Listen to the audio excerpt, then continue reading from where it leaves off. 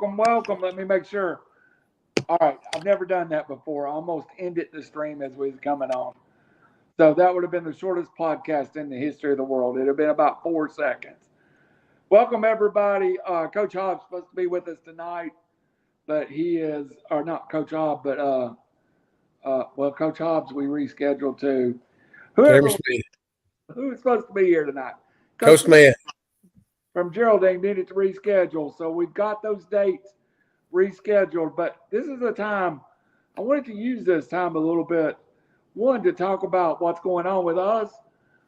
2, to wake Howie up. But 3, to recap what we've done over the last few months.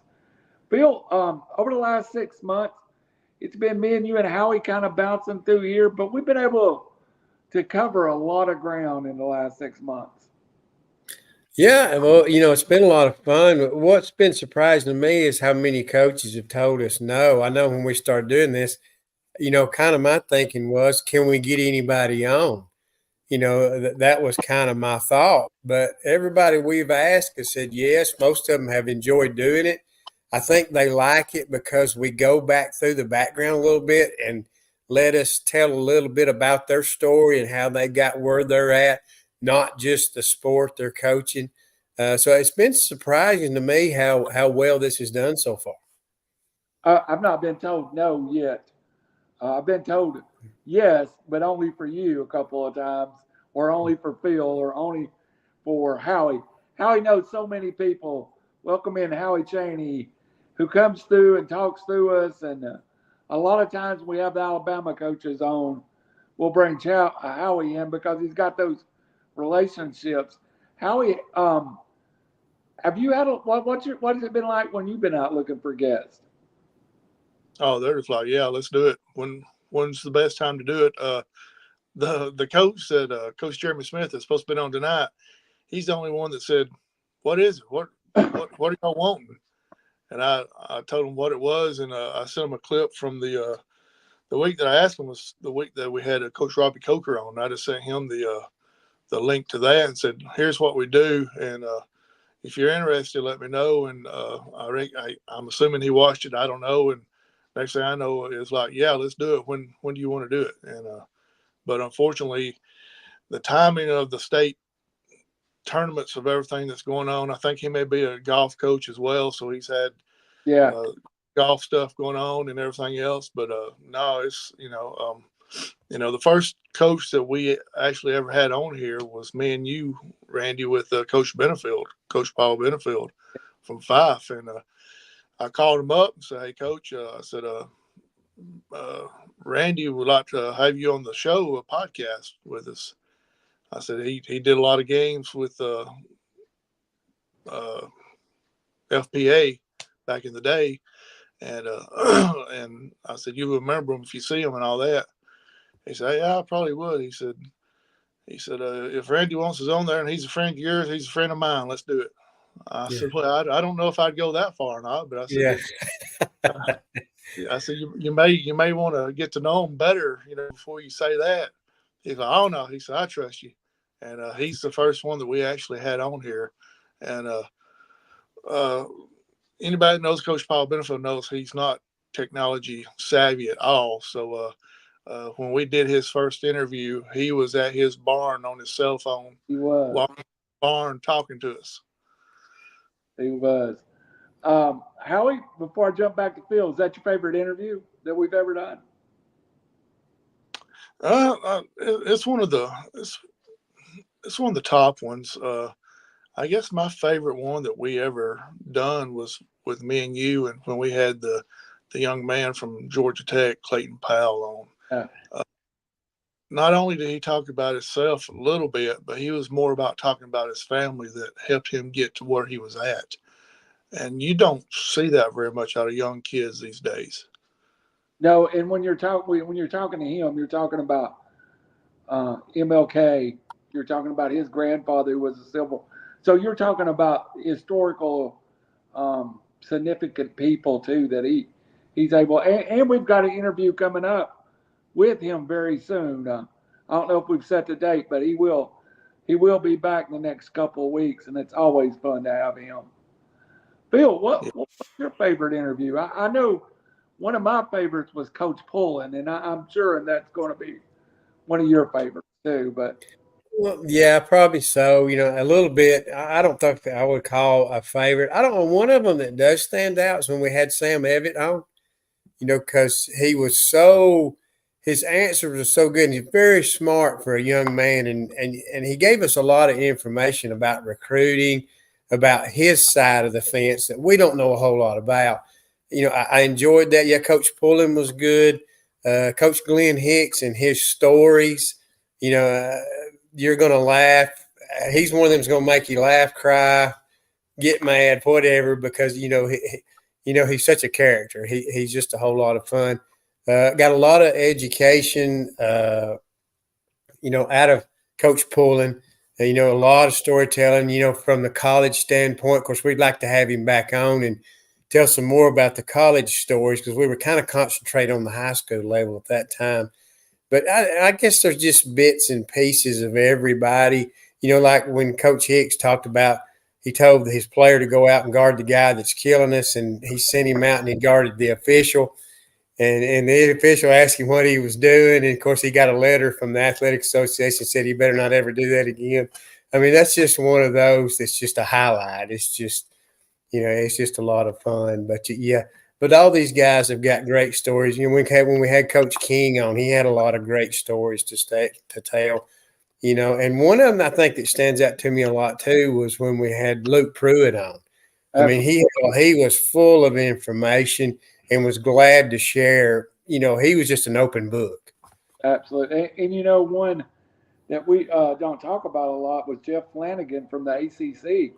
Yeah, and the fact that he was willing to just come on and be so open and honest and tell stories. I'll remember the day I died, the Bobby Bowden stories about how Bowden would just eat him alive on the sidelines.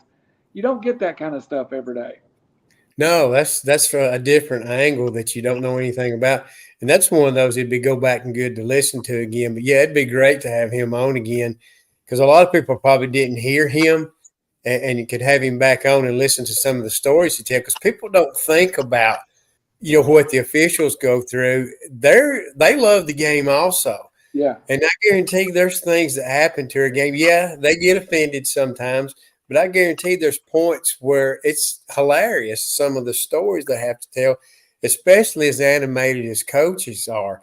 Anytime that Coach Lou Holtz was on the sideline, every official has a story from when he's on the sideline, because he was a character. And could you imagine being a basketball official at a Bobby Knight basketball game? No, I can't. I can't. Yeah. So, Howie, one question for you, and again, everyone, this is kind of where we've been and where we want to go. Howie, early on, even before this existed, you and I undertook a project with Coach Tyler Vann, and he really was one of the first guys that kind of just said, yeah, I believe in y'all. Coach Benefeild, our first guest, Coach Vann, and then Coach Vann's been back with me and Phil as the Scottsboro coach. Coach Vann will always be one of my favorites, and just really open kind of guy. Don't paint you no shade, and will tell you the truth no matter what. Yeah, absolutely. I remember we had him on here after one of the games. I can't remember what game it was, and I asked him. I said, Coach, I said, what was the deal with you and the official on the sideline there? Kind of going back to what Phil was talking about. The officials just, you don't know what type of earfuls that the officials get. And I quoted something that Coach Vann had said to the official, and Coach Vann said, "Did I really say that?" And I said, Yeah, I did. Yeah. But I do not remember saying that at all. And, sometimes coaches just get wrapped up in the moment. They just don't realize what they're actually saying or doing. But like you said, Coach Vann will shoot straight with you and tell you exactly how it is. And he will hold back just a little, just enough to keep from getting in major trouble. Yeah. Yeah. Do you remember the look on his face the night we brought Hannah on to ask him about personal fouls? Yeah, that was one of the better ones, because one, he'd got the personal foul, unsportsmanlike conduct at halftime going into the halftime of the Geraldine game at Geraldine. And I had talked to Hannah earlier on about her coming on as a special surprise guest. And that was going to be that next week, not knowing that, he was going to get that flag on him as it was. And then when he came on, he was ill as a hornet because the last 2 days, he had not had a very good practice at all. And it was even worse on that Tuesday. And then we brought him on and he talked for a few minutes. And then Randy's like, hey, we got a special sports reporter we want to bring in here and ask you a few questions. That's all right, Coach. And he said, yeah, but you could tell by his reaction, he didn't want to deal with it, And when Hannah popped up on there, he just shook his head and a smile came across his face and his attitude changed just like that, So, it's good to have, surprise them every once in a while. And that was one that I think he won't never forget. And of course, we've got a relationship now building with Tanner Nelson. A couple of people have asked us, will that show be back? As far as Coach Nelson's concerned, we are still all set in for the Sylvania Ram football show. Yeah, absolutely. I went by there. What was it, Randy? The third day he was on the job, I think. Didn't realize he had only been on the job 2 or 3 days. And I went by, talked to him personally, spent an hour and a half with him probably. And I said, Coach, if you don't want to do it, let us know. I said, we understand. He's like, y'all are the talk of the town. He said, I can't tell y'all no. He said, let's do it, because he knew who I was as soon as I walked in, and he knew why I was there, and he's looking forward to it. We had him on for the first time, I think a week or so after that. No, I think it's 2 or 3 days after that, actually. I think it was the same week. He hadn't finished his first week. I know that. Yeah, right. So, we're looking forward. We're trying to let him get instead of just getting his toes wet, we want him at least get up to his ankle to her knees before we actually bring him back on. So, be looking for that show here anytime now. We'll reach out to him, try to get him on before school's out and during the spring practice time as well. So, be looking for that. Phil, I was going to tell you, in chiming into that, of course, Tanner Nelson was at Collinsville.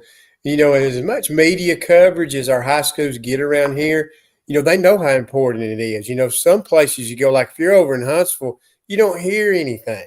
So, and like we hear all the time, these kids coming back from their bus trips, they listen to the scoreboard show on the way home. So these coaches know how important the media part is on everything. So if somebody says a word at all, they tune it in. And like you're talking about with Tanner Nelson, he knows how important the media is to these kids because you've got to make it fun for them. That's what a coach's challenge is today, is to keep it fun for these kids, because they've got so many other things to do. And I think media really helps make the coach's job a whole lot easier. And then with some of the stuff that I bring up and some of the questions that I ask the coaches and some of the kids and players that comes along, they enjoy it as well. They get a big kick out of it as well. That's the good thing about the Coach Tyler Vann show at that time, the Sylvania football. We're still going to have players that will come on. We're still going to ask some of those crazy questions and just have a good time with the kids, because if the kids are not out there doing these sports, guess what? We're not sitting here talking about coaches. No, and two, sometimes you can get a little information out of a coach that the kids can use against them a little bit. So, and that's always fun too. If you can throw your coach under the bus to a certain extent, that makes it fun, because sometimes these coaches will open up and share some things that maybe people didn't know about. And for kind of a semi announcement, which we've been working on for quite a while, we'll have Heath Lokey and Justin Thrash joining RiverCity-Media with a weekly Tyler Vann Scottsboro football show. Phil, that's going to be big too. Yeah, definitely so. Scottsboro has a big following. Of course, Heath and Justin do a great job with Scottsboro football. Boy, they've come a long way in broadcasting over there. So having the Tyler Vance show, because they'll know a little bit more insight than we will, because they'll know about everyday operations, and that will help in that show big time, because they do a lot of research and do a great job. So, yeah, that's going to add a lot to that show. Howie, we may have to drop in every now and then just to ask if he's got any good luck charms since he's went to Scottsboro, though. Phil, talking about coaches that understand what this is about. The coach at Valley Head, Charles Robert Hammond, has never denied us anything. And he is really, truly an ambassador for high school football in the DeKalb County area. Oh, definitely. So I went to the quarterback club meeting the other night, and he was talking about how, you need to make it fun for these kids. He said that's important. He goes, wins and losses are very important. They're a big part of the game. But the biggest thing is you want to teach these kids something about life, and you want them to have fun. He goes, you got to remember, and he was talking to the parents at the quarterback club meeting. He goes, this is just a game. He said, we need to treat it like a game. And so there's a whole lot to it. But, as long as these kids are enjoying themselves and having fun while they play, he goes, that's what this is all about.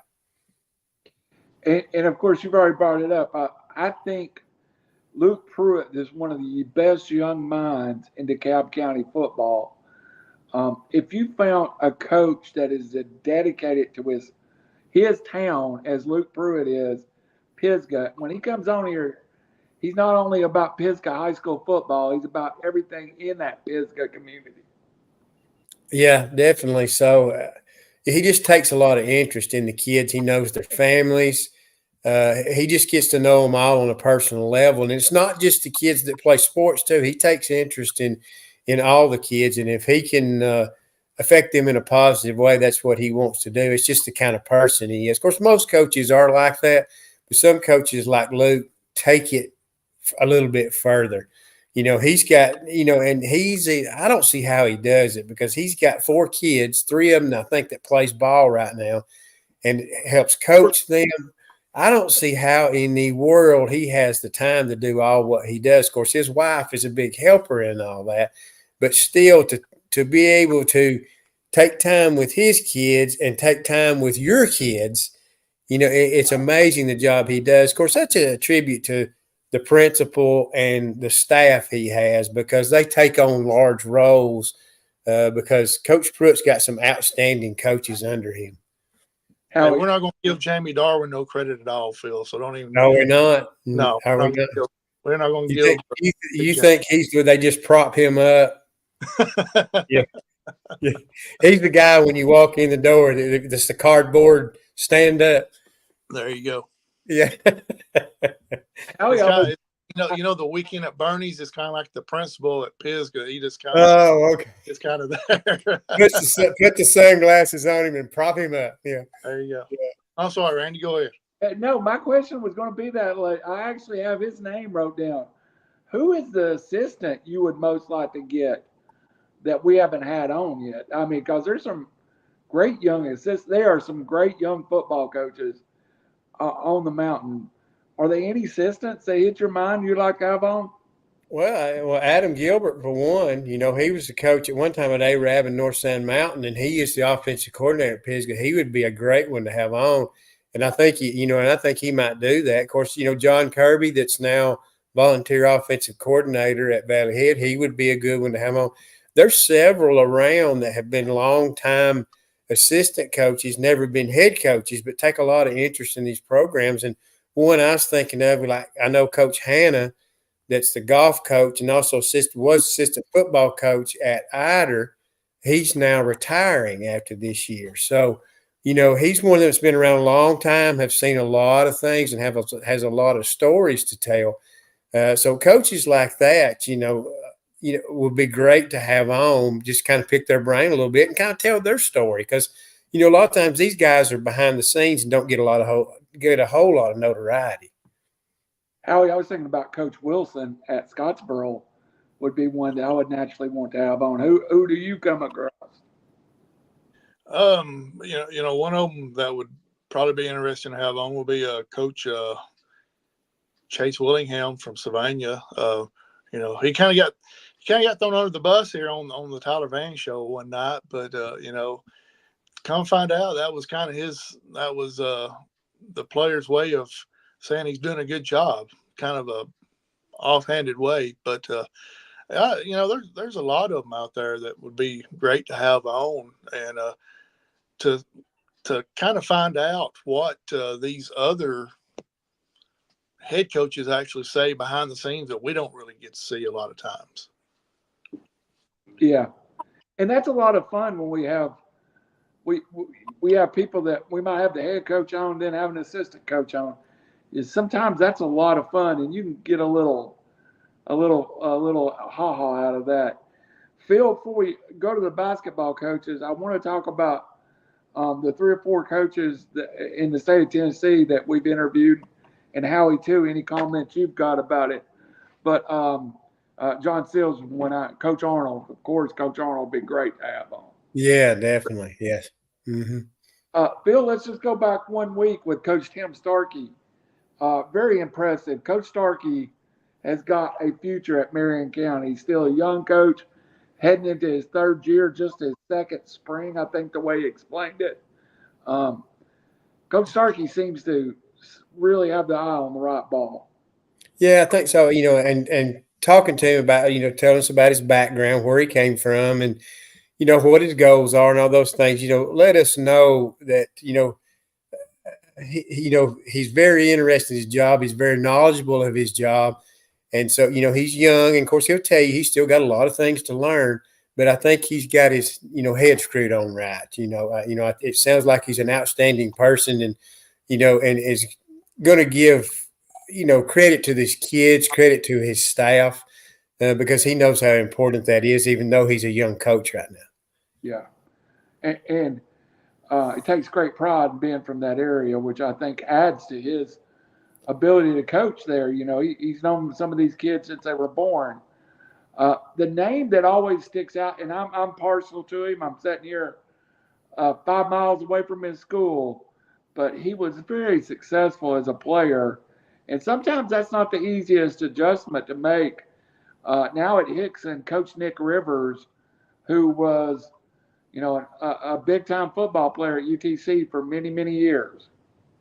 Yeah. And by watching what he's done, you kind of watch on Facebook, pretty good at uniting people, getting people to come together, support the program. And that's what it takes. The head coach nowadays has got to sell his program, because if you're not winning, folks are not going to come to ball games anymore. If you're not winning, used to, everybody showed up. It didn't matter if you won 2 games. Now you better put wins on the board, or folks are not going to show up. So he's doing a great job of selling that program. And also it's become more and more consistent every year. Used to Hixson would have a 7-3, 2-8 year, and then they'd go through about 3 1-9s. And so here lately they've been consistent winners, and, and you have to build a tradition, and that's where your fan base comes in. Howie, early on, and he's a personal fan, probably as close as I can get. Early on, when we were digging for guests, we could always get Coach Chad Barger from East Ridge to come on.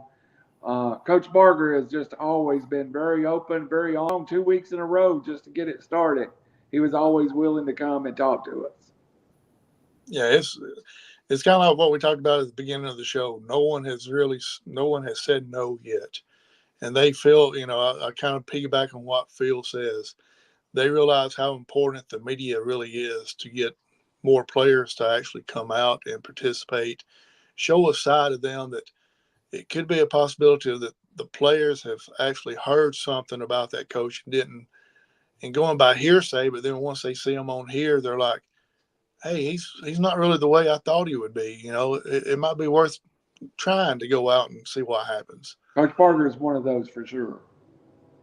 So, it's great. Back to Coach Starkey last week, I posed the question, I typed it in, and you asked him as far as the celebration stuff. And, you told me afterwards that you were surprised that he actually answered it, because he's kind of one of these that kind of keeps to himself, but he gave a truthful answer.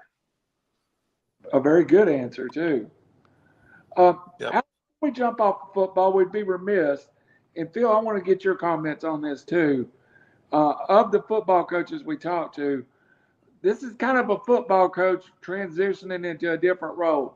Of course, Howie, we dealt a lot with Coach Ryan Clark at Sylvania, now the head softball coach at Gadsen State. We've saw a heck of a transition over the last year with him. Yeah, absolutely. It's something that he's always dreamed of and wanted to do, and it came to fruition, being able to go to Gadsen State and be able to basically kick that program off and be able to start the softball program and get it back on its feet. So, and we almost made it a whole episode without Randy's phone falling down. Not quite, right? Not quite.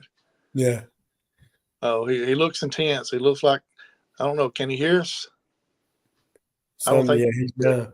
Well, yeah, you was talking about Coach Clark. Yeah, that's a golden opportunity. And, of course, I guess I can share this, but I've sent a message to Dr. Campbell at Northeast to see if we can get, to get somebody to represent it. It might be Dr. Campbell, might be Chad Gorham, to get them, because it's right around our fan base. It's Northeast College. The folks that listen to us, there's interest in Northeast. I went to school there.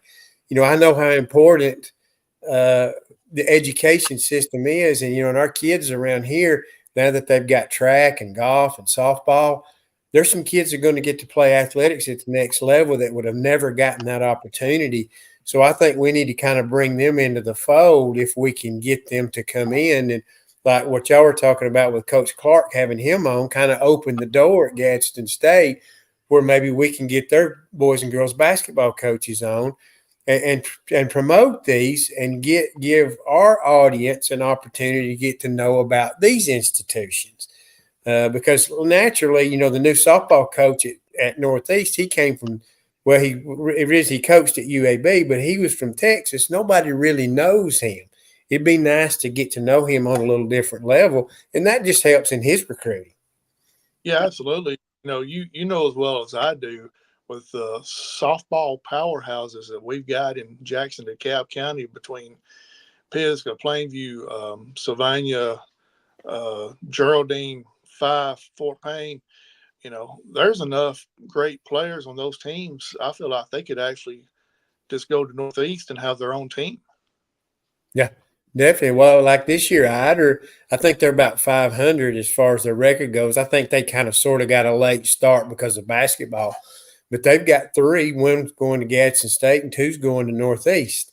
So, yes, you can field teams, and I think Northeast wants to fill about maybe 60% of their roster from, players from around here. And I think they can be competitive doing that because there's some great players around here. Yeah, absolutely. Phil, before we do jump to basketball, we'll be remiss if we didn't mention just signed with Tennessee Wesleyan, another young man that we had on that you and I have got the privilege to know since he was a toddler, and that would be Isaac Smith, the punter place kicker from Hixson, who just signed a soccer scholarship with Tennessee Wesleyan. It was nice to see how much he had grown up and grown into a young man. Oh, yeah, definitely. When we had him on, he had a lot of good answers. Very bright young man, knows to give credit where credit is due. And that goes back to his upbringing naturally. And but it's great to see him get to go to Tennessee Wesleyan and get to play soccer. I'm sure he would have liked to play football and soccer if they was away. But a lot of times in college, you have to specialize, and it's hard to do 2 sports. But he's going to get to fulfill a dream. His family will be able to go see him play. So I'm very proud for him. All right, jumping over to the basketball, which I think this is some of the best interviews. It seems like basketball coaches will kind of always lay it out there. Early on, one of the names that when I was making a list that jumped out to me that we had on, Phil, and I think he was completely different than I thought he would be. And that is, of course, Coach Carey Ellison, who just gave us a heck of an interview. Yeah, definitely. So, yeah, and he talked about, he goes, now I'm not much on this public relations thing, but he said, I'll do it because I need the practice. And a little bit, at the first part of it, he was a little nervous, but I think once he got used to the questions we were asking, he kind of settled in, gave some great answers. was very open, gave credit to everybody else around him because he's a veteran coach and he knows that, the kids putting in the work is what the difference is. He's just kind of the guide. But he's had great success and he don't rest on those championships. He just wants these kids to enjoy themselves and wants to teach them about life. So, and that's a wonderful thing. If I had a young coach sitting with me and I said, there's an episode of this show that you need to go listen to and learn what it takes to be successful, that might be the one I send them to. Yeah, I would agree with you. I've known him for a long time. I called basketball games back when he first got going and started winning, and that tradition has just kept on. And I didn't realize till we did the day we were doing the interview how many times he's won state championships. I didn't realize he had won that many. I knew he'd won several, but I mean, it's just amazing. Well, it's kind of like you think about with Coach Paul Benefeild, the same way. You don't realize how many championships he has actually won. It kind of sort of, it's like, wow, when you go back and really look at it. Howie, at the same mark, I thought Robi Cokker had some of the best answers I've ever heard from an interview. Yeah, absolutely. It's kind of going back to what Phil was talking about covering Coach Ellison at Pisgah. We both did a lot of games of his down in Jacksonville. And he would get words of things that me and Phil would comment on. And he would come by. He would make a special point to come by and make a comment like one night we said something about the way he was dressed. He always dressed with the suit on, and he came by and he was like, I may break out the tuxedo just to shock y'all one night or something like that, But he had got word that day about some of the things that we had commented on. But yeah, back to Coach Cokker, it was great to have him on. He, started a great run there at Plainview, had a good season. Well, for him, it was a good season. For a lot of other schools, it had been a great season with a 20-something 3 or 4 record or 20-something 5 record. A lot of people would kill for that record, but to him, it was disappointing because he felt like he should have went further, should have made it to at least Birmingham. But he has some great answers, and he's one of the few coaches that will actually just tell you kind of like the way it is, and that's what we like having on here. Well, I think really what disappointed him the most, Coach Cokker, was he was disappointed for the kids because they had worked so hard to get to that point, and their last 2 games just didn't go the way they felt like they should have gone.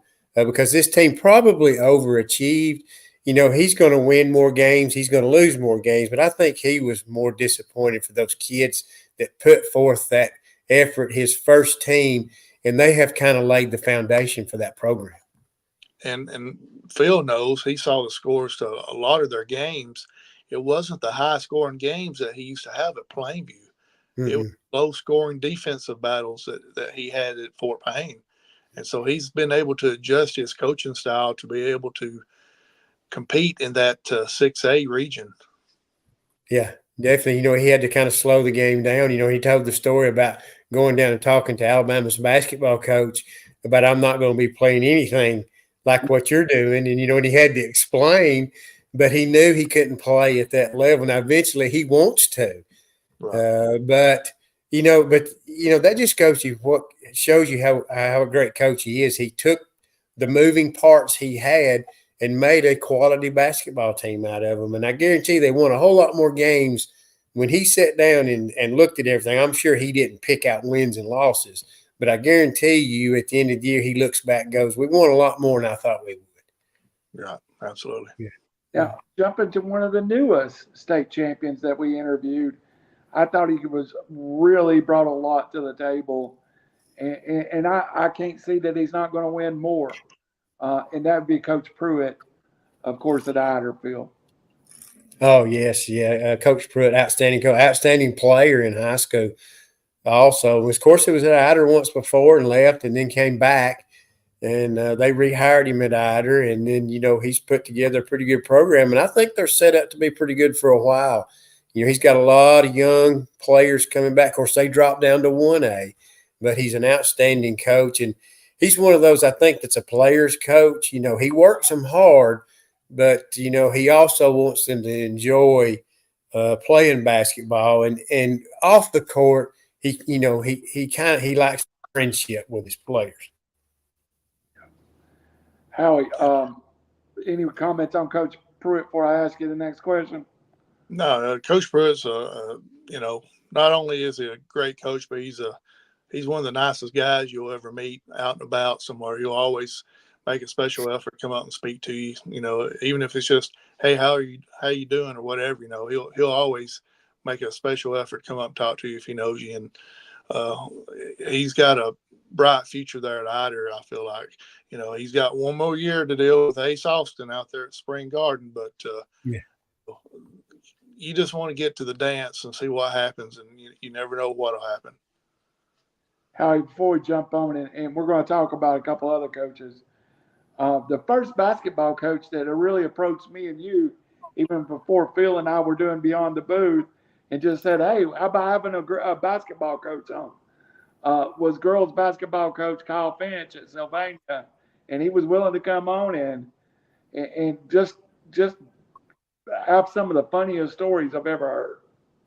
Yeah, came on real personable and talked about how old Coach Kittle was, and he paid for it after that. And, he did.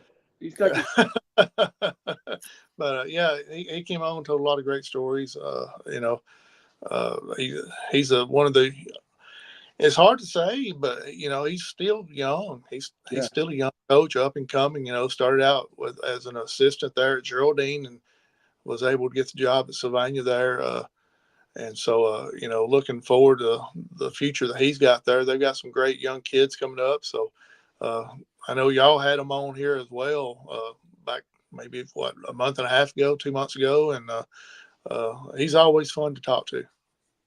Phil, Coach Finch, let's just talk about Sylvania's basketball coaches in general. First of all, when we had Coach Hicks on, to be sitting here listening to him talk about, I was on the phone with Paul Westhead. Coach Hicks just brings volumes and volumes and volumes and volumes of history in basketball. Yeah, story after story after story. And what's amazing with him is, and you have this, you know, Ronnie Househalter was one, is how many basketball coaches have spun off from Coach Hicks and been very successful. You know, there's certain coaches just have that knack where their kids take interest and go into coaching, and Coach Hicks is one of them. But he's so broad-minded. I mean, he knows a little bit about everything. As far as sports goes, he keeps up. You know, he likes baseball, he likes football. You know, basketball. You know, he's always coached basketball. But the stories he tells are funny. And I remember when we were fixing to have Coach Hicks on, I can remember how animated he always was, and I was just wondering if he was still like that. So I text Coach Finch. I said, Coach Finch, I want to ask you one question about Coach Hicks. I said, is he just as animated as he's always been? And he texted me back, oh, yes. So I knew there, you know, we were going to have fun with him because, you know, he just, you know, he's an outstanding coach and storyteller and, you know, kind of wears his, you know, feelings on his sleeves and ain't afraid to tell you. You know, I think he's one of them coaches where he'll talk to you at any time, anywhere, any place except for a basketball game or practice. That's his kid's time, and he does not want to be interrupted. Absolutely. Phil, Sylvania really blessed to have that combination of coaches and Coach Nelson, and really great staff at Sylvania. Well, you know, they've always had, you know, traditionally, Sylvania's been pretty solid at, I mean, you don't see a whole lot of championship banners, but year in and year out, very competitive, very community supported. I've always told people that Sylvania kind of reminds me a lot of Valley Head. It's kind of the same way. A lot of blue-collar people that just goes to work, a lot of great kids, parents support the program, you know, and that's a tribute to them. Coach Finch, you know, they made it to Jacksonville with a very young basketball team. So, you know, I believe next year they're going to be very good. Coach Finch is in a good position, and, you know, and I wish him the success because you can't help but like him. Mm-hmm. Yeah. How do you live in that community? Do you feel like you take extra pride in that staff and what they do with the kids. Oh yeah, absolutely. As we talked about earlier, Coach Hicks brought. I asked him the question. I was the assistant coach for 4 years at North Sun Mountain under Coach Michael Wilburn, and you get up there, and that's the thing about North Sun Mountain. A lot of their assistant coaches nucleus have been there for years and years. Coach Kirby, Coach Smith, Coach Anderson, and all these others. And when I was up there, one of the main things that I heard was the story about Coach Hicks having his players guard the official. Nobody ever went into detail about it. So I thought this is the perfect time to ask what brought that on. And so he told us the story. I finally ended up hearing the whole story. But with Coach Hicks, being at Sylvania, and he's going to turn that program around. Coach Finch being there, like Phil said, a young team, got some good young players coming up, and Coach Tanner Nelson coming in with the football program, got a lot of key players coming back on the football side, and we always talk about the basketballs and the football. They've got 2 soccer teams that are doing pretty good out there as well. They've got a baseball team and a softball team that's doing really well out there, and the track team, they got cross country out there, and they do extremely well as also. So they got a lot of different sports that's going on at the moment, and you can't fault any of the coaches for working their players too hard. Absolutely. Well, it's been Phil. Before we jump off, I want to ask you. We had next fall in here, and former kicker Aaron Medley, and as we expand this, it's nice to every now and then to have one of those college athletes come by and visit us. Our heart's in high school football, but every now and then, that's a nice thing to have. Yeah, because you want these young people to experience and hear stories about these people that have gone on and being successful. Not necessarily pro players, but be successful in life. It's because I wish there was a speech I heard from a North Carolina state softball player. She got hit in the head with a softball, and it ended her career. She got a concussion so bad it ended her career. Well, she had to change, everything about her was about softball. That's how she was identified. And she had to change her whole identity. And she talked about now when she talks about other people, like she don't talk about the person as being the head, say, basketball coach. She talks about the individual as what they are as a person. And that's what this is all about is, yeah, you might be a college athlete, but what are you besides that? Absolutely. Are you a teacher?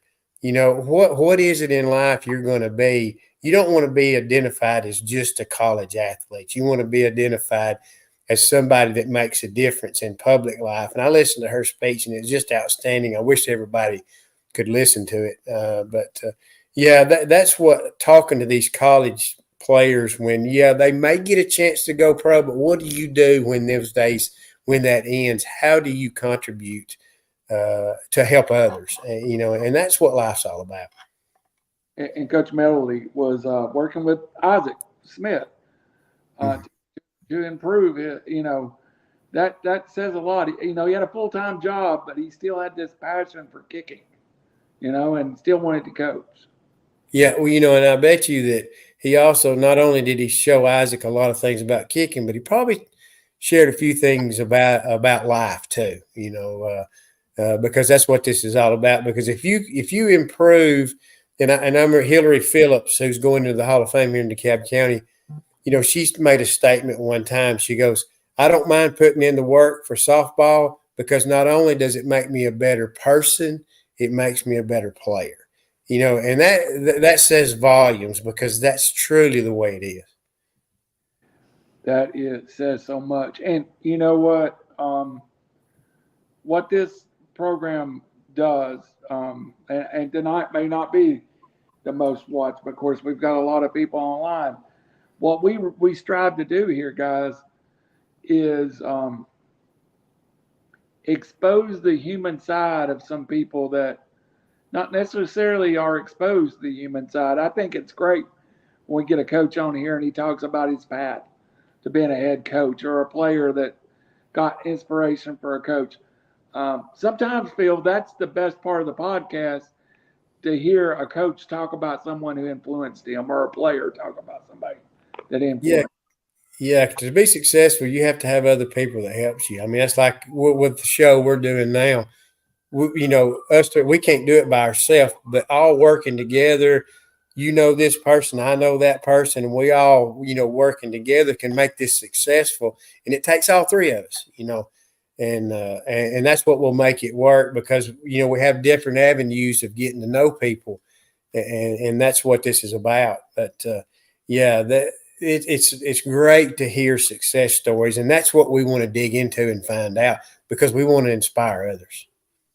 Absolutely. Howie, I'll never forget Coach Vann talking about coaches that influenced him, and then it just kind of led to us ending up talking about the coaches that's been on the show.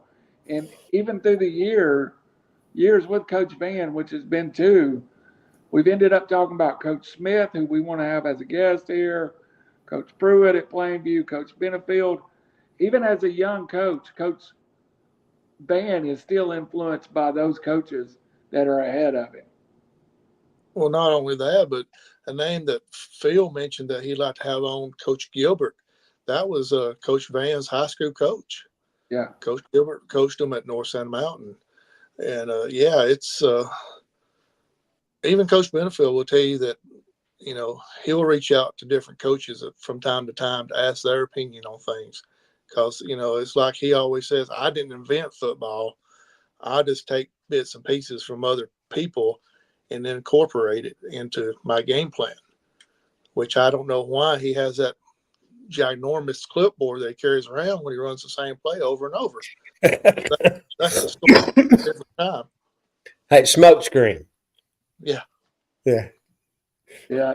We asked Coach Vann about that one night, Phil, and he said he might run the same play, but he might block it 14 different ways. And these guys, they're not. What if you think a football coach ain't thinking a thinking man's job? You're really wrong. Yeah, definitely. So you have to stay a step ahead, and I think that's what Coach Vann does a great job of doing. The game of football is not that complicated, but the successful coaches stay a step ahead of everybody else. Yeah. Case in point, I was on the sideline with him. It was a game that Sylvania had in hand handily. He had his second string out there. So did the other team. And he was running a play that he's like, the other team is not lining up the way they're supposed to, and it's not working. So he knew the way the team was supposed to be lining up. They wasn't getting lined up correctly, and it was throwing him off on his play calling. Yeah, and he was upset about it the next day. All right, guys, we're running out of time here. We try to keep it around an hour. And I do think we're going to do this kind of a State of the Union, and I think this has been a good show. Matter of fact, one of my favorite shows. I can say for me, one of the things I look most forward to in the next 6 months is Coach Harvey at Ray County just assumed the job. Tyler Harvey is a player that I got to know as a coach that I got to know as a player. And now he's a head coach of one of the high school I graduated from, a 5A kind of well-known, one of the names in Chattanooga area football. And I've been able to get to know him a little bit and build a relationship. So he's going to join us on here. And I think that just reconnecting with Ray County and where I went to school and a coach that I knew as a player means a lot to me. And I'm really looking forward to that interview with Coach Harvey coming up. So Randy, I don't mean to cut you off, but you're claiming them. Do they claim you? No.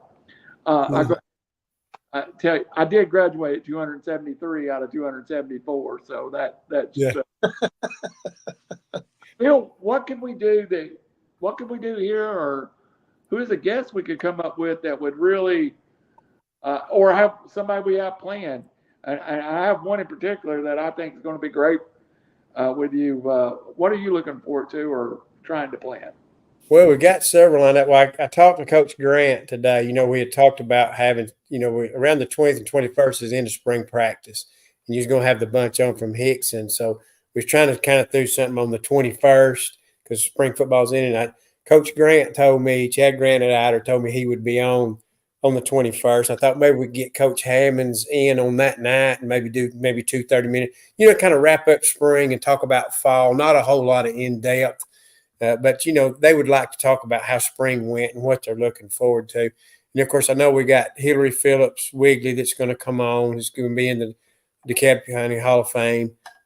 Jamie Vest, or either the 3rd or 10th. I don't have that in stone on both of them. Coach Benefeild is going to be on June 17th, which is the Monday after the banquet. So he'll be great to have on.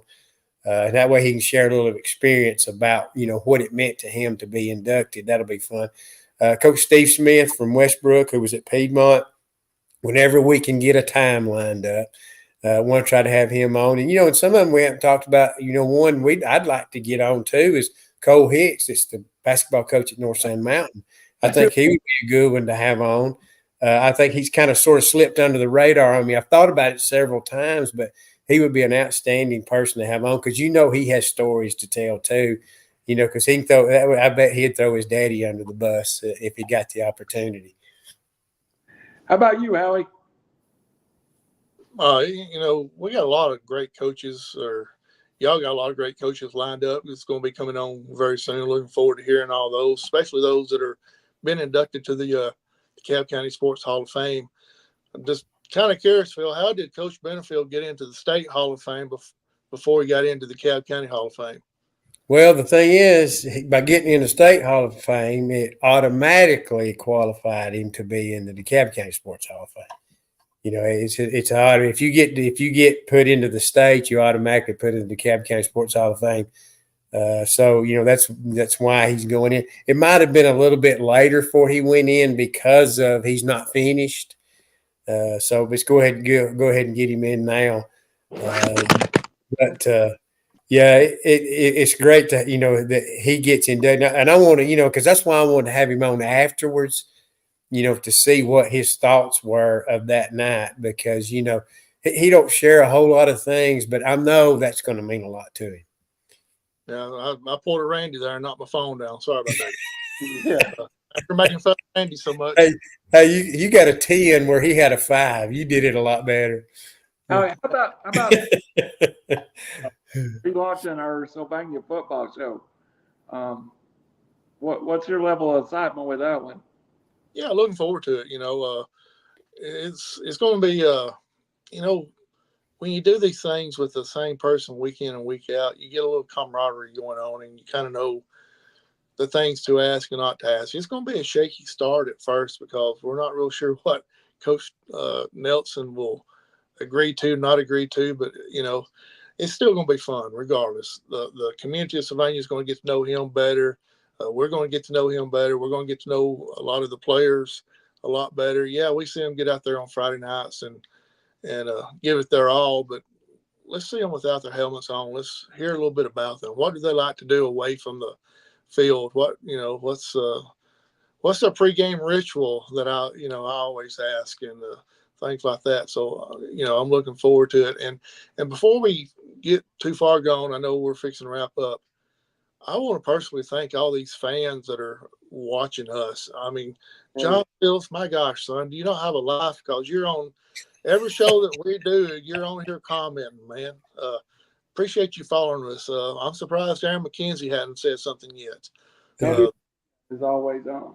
Yeah, there's several that's always on, and we really appreciate y'all following us and watching us. And I know on the Sylvania football show, I hate to start naming them all off because I know there's a lot of them that watch that as well. And we appreciate y'all taking time out of your life to be able to watch us and make us feel like we're somewhat important. Yeah. Howie, that goes back to, we don't get on here a lot and talk about, we've got da-da-da-da-da. But we know who's out there, and we know there's a lot of them that's interested in this. And Phil, one thing we always talk about is, how the shows do, because it's not to feed our ego, but when we see a lot of comments and a lot of views, we know we're getting people entertainment they want out there. Yeah, definitely. So, that's what's great about, like doing the scoreboard show, and you get that feedback. People tell you we listen to the game all the way home. I've even heard coaches say that it's almost funner to have a road game because we get to listen to the scoreboard show the whole way home. So, it becomes part of the ritual, the tradition.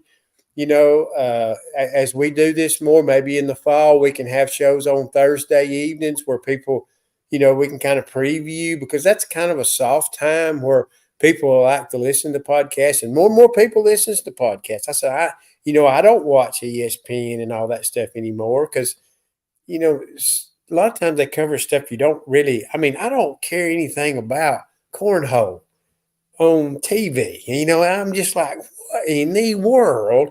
Y'all can't find anything else to broadcast on. Let's go find some high school students and talk to them. And that's another thing I want to get more into too, is talking to some of these high school kids. I've talked to some of the parents, let them know, hey, we don't want to exploit them in any way, but we want to know what they go through, how the recruiting process works. And Sam Evitt added a whole lot to that. I want to see a lot more of that because, some of these kids that are real good basketball players, what makes them tick off the court? I know they enjoy playing basketball, but there's more to life than that basketball court. Yeah, 100%. Howie, we've been able to reach out with the Tyler Vann show and do that. And it's interesting. You start to build relationships with these kids.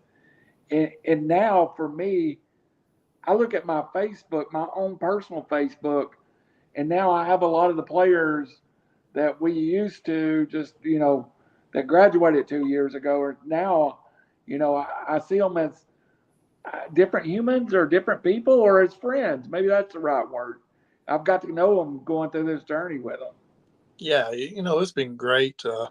I can't remember who it was, but we had one of the kids on there, and you asked him as far as the position he played, and he started giving away the game plan. Coach Vann shut him down real quick. It's you got to kind of watch out as far as some of the questions that you ask, but And my question is innocent.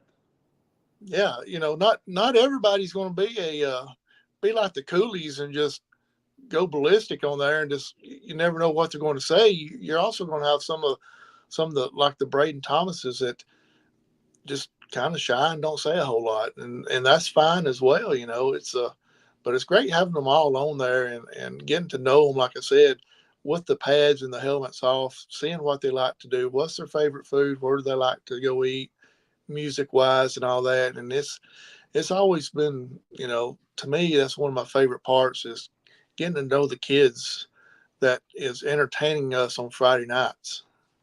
Yeah, definitely. It's something I want to share. I was at church Sunday, and the pastor was talking about, today it seems like our generation, we have a huge generation gap. Often we get aggravated with young people, especially in the workforce, because, they are not taught. It just seems like they're not taught the basics of a good work ethic and things like that anymore. It seems like that, these kids are not trained properly, and we get frustrated with them sometimes. So, and he talked about we need to close that generation gap and be more toward lifting them up and patting them on the back. And Amen. Instead of ridiculing them, let's talk good about them and bring them, up to our standards, because there's a huge communication gap between generations now. Us older people sometimes don't understand young people anymore. So maybe what you're talking about, Howie, like having those on, gives us an opportunity to get to know them better. And if we know what makes them tick, we can understand what they go through. Yeah, absolutely. It's like I said, I love getting them on and just asking them some of the off the wall questions, and some of them sits there and thinks about it for a few minutes and don't really know how to answer. But then you get some on there, they're just like boom, boom, boom. They'll fire off the answers real quick. And I can't remember who it was, but I said, okay, guys, we had 3 of them on one night, and I said, all right, guys, we're gonna have rapid fire. I'm gonna ask you a question. Each one of you is gonna have a different answer, so I need rapid fire, rapid answers.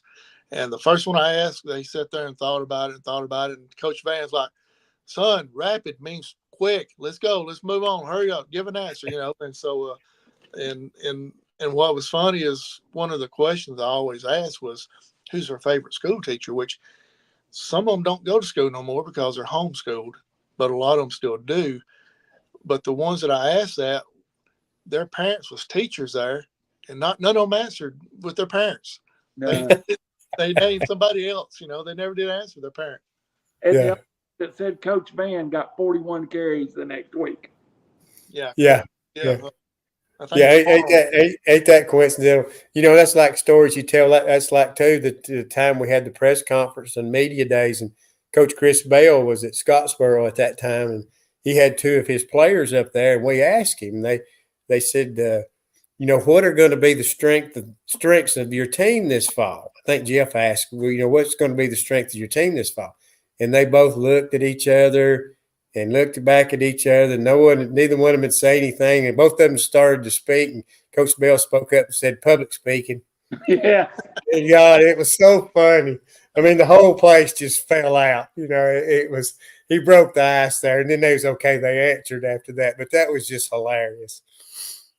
What I've discovered, and we'll wrap it up, but what I've discovered in 3 years ago or 2.5 years ago when I started RiverCity-Media, I started with the intention to go down this road. And oftentimes in life, God will put you on another road. I knew after a few months of doing this, I'm never going to beat ESPN on ESPN type interviews. I'm never going to have Andy Reid on here for an hour. But people around here in this area cares just about as much about Coach Glen Hicks as they did Andy Reid. And what I could do is bring it closer to home and find the same stories. So it's funny that I really think this was a God thing as I started down one road with what I intended to build, and we ended up with a completely different thing. But I wouldn't change anything about it, Phil, because I love being able to tell the local story, the tri-state story. Just like, talking to Tim Starkey, his dream job was Marion County, so I love that angle here. Yeah, and and this I will give you a spin off of this is, I knew I wanted to do radio since I was 9 years old, and so, and I asked God one time. I said, "How come you've never given me the break to be, to have that job where the chance of a lifetime?" And he just simply told me, he said, "Phil," he said, if I allow you to do that, he goes, you are going to be surrounded by people who don't know you. And he said, and you'll become self-righteous. And he goes, and you'll deny me. He said, just stay the path I've got you on. And he said, your riches will come in time. And of course, that may not be now. It may be in another lifetime. But then you sit around and you see people like Dwayne Patterson, Jason Bowen, who are a lot better sports writers than people think, but they are where they were supposed to be and very good at their jobs. And, I think that happens, look at Paul Benefeild, he could probably coach at any level. He just has a knack. I mean, but the thing is, though, he's where he needs to be, and I think he's one of those people that's made a lot of other coaches better around here. And we've all kind of sort of fell in together and worked together, because that's kind of the lifeblood of our area is our small schools, our small school academics, and, and our sports programs. That's kind of what we thrive on around here because we really don't have a whole lot of other things to do. Absolutely. Absolutely. And every now and then we'll venture out to something bigger. Howie sets up some things with the Falcons every now and then. That's fun to do. But Howie, even then, we put it on a personal level. And who, we may have someone from Georgia Tech or Atlanta, but we get to know the person. Yeah, absolutely. The lady you're talking about, Chelsea Phillips, she is the in-game entertainment MC for the Atlanta Falcons, and she does a great job at the games. And I don't know, I just looked her up on Twitter or Instagram or something and just sent a comment by saying, everybody's so big about sending negative stuff to people.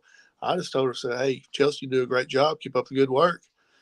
wasn't never expecting to hear anything else from her. And now, she called me up the other day before the draft, wanted to know my thoughts about it, and so you never know what's going to come out of this. And so we're going to try to hit you from all angles, not just sports and coaches and athletes, but other aspects of it as well.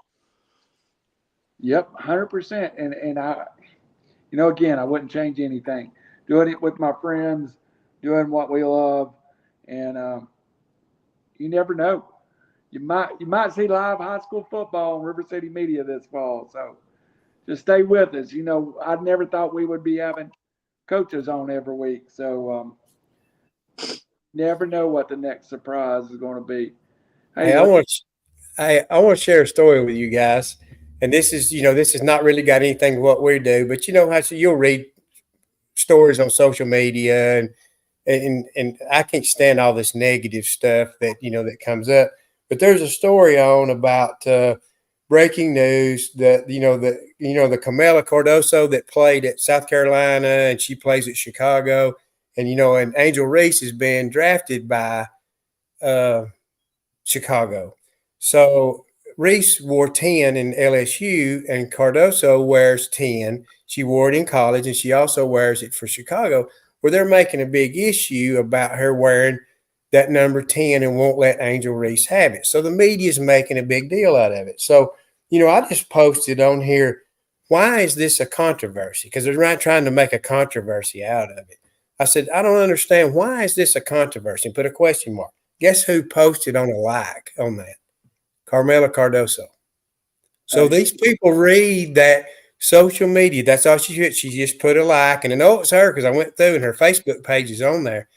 And because I'm like, let them play basketball. Why do y'all have to make an issue out of everything? It's amazing, Phil, that you mentioned that. Sometimes we just get some of the strangest people that are from the sports world that come through and find us. And the other day, Howie and I have a wrestling show on here that we do our own thing. And one of the WWE guys jumped on and started following us. But that's a good point, Maybe that positive news is what folks really want. Yeah, it is. I mean, and I've had in another case, I posted something one time, just a very short message, and guess who posted on it? Kelly Harper. Yeah. She put and it was from her account, unless somebody had hacked into her account. But she put a little message on there. So, you don't never know, these people watches this social media stuff, and I can't stand all the negativity. Social media is for, should be for positive things. Absolutely. That's a good way to wrap it up. You guys got any words you want to put out tonight before we leave? Yes, tomorrow night, Sylvania Gym or Sylvania Lunchroom spring concert for the band, 6 o'clock Central Time. Hixson Middle School tomorrow night, 6 o'clock. Spring concert. Anna Lee Cunningham's last middle school concert. Last concert. And don't forget, next Monday, we got John Tidmore, who we didn't have on before. He'll be on next Monday. He said he was going to be looking forward to it. He told his wife, so he don't forget this time. And then Coach Hobbs will be on either Tuesday or Wednesday next week. Okay. So 2 shows next week, and we'll get everybody in. For Howie Cheney, our regular but not so, y'all, this show is 3 people. It's kind of like the Freebirds. We only tag Howie is like Buddy Roberts. We tag him in when we need him. So he's part of this show just like Phil and I. Hey, let's say hello to Jeremy Jones as well. He sent a hello to us. So yeah, Jeremy Jones. Hey, I think you could classify as maybe the 3 Stooges or 3 Musketeers. That would make me Curly. Fat guy. You're Shimp. More like Shimp. We appreciate you, buddy. Oh, for Curly, for Larry and Mo, this is good night. God bless. You're listening to Beyond the Booth every Monday night.